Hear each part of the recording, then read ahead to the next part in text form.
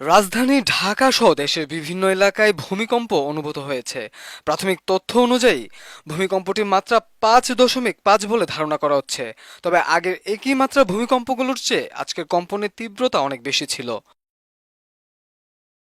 শুক্রবার সকাল 10:38 থেকে 10:39 এই ভূমিকম্প অনুভূত হয়। প্রাথমিকভাবে জানা যায় যা বাংলাদেশের ঘোড়াশালের নিকটবর্তী এলাকা, মূলত কাছাকাছি হওয়ায় ভূকম্পনের তীব্রতা বেশি ছিল বলে মনে করা হচ্ছে। কম্পনের মাত্রা এতটাই বেশি ছিল যে বহু মানুষ আতঙ্কে ঘর ছেড়ে রাস্তায় নেমে আসেন। অনেক প্রত্যক্ষদর্শী বলছেন এমন তীব্র ভূমিকম্প এর আগে কখনো দেখিনি। এছাড়া ভূমিকম্প শুরু হতেই শহরের বিভিন্ন বহুতল ভবন থেকে মানুষজন দ্রুত নিচে নেমে আসতে শুরু করেন। অফিস, স্কুল ও বাণিজ্যিক কেন্দ্রগুলোতে এক বিশৃঙ্খল পরিস্থিতির সৃষ্টি হয়। আবহাওয়া অধিদপ্তরের সহকারী আবহাওয়াবিদ ফারজানা সুলতানা ভূমিকম্পের বিষয়টি নিশ্চিত করেছেন। তিনি বলেন, আজ সকাল 10:38 26 ঢাকা সহ দেশের বিভিন্ন এলাকায় 5.7 মাত্রার ভূমিকম্প অনুভূত হয়েছে। আমরা সবাইকে অনুরোধ করছি আতঙ্কিত না হয়ে নিরাপদ স্থানে অবস্থান করুন। আফটার শকের সম্ভাবনা সম্পর্কে ফারজানা সুলতানা বলেন, প্রাথমিক তথ্য অনুযায়ী এই ধরনের ভূমিকম্পের পর ছোটখাটো আফটার শকের সম্ভাবনা থাকতেই পারে, তবে আতঙ্কিত হওয়ার কিছু নেই। এখন পর্যন্ত তেমন সম্ভাবনা আমরা দেখতে পাইনি। এর আগে চলতি বছরের 5 মার্চ রাজধানীতে মাঝারি ধরনের ভূমিকম্প অনুভূত হয়েছিল।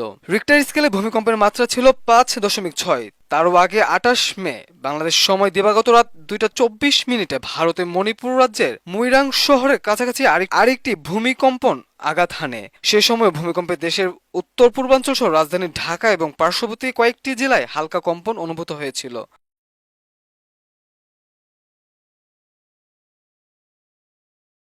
ভূমিকম্প যখন শুরু হয়েছে তখনই টের পাই আমি দৌড়িয়ে সচিবালয়ের কোনায় গেছি।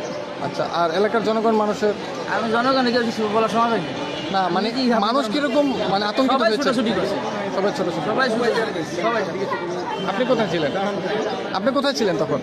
আমি তো রুমে ছিলাম, আমার খাট পর্যন্ত লাভ দিয়ে উঠছে উপরে দিয়ে।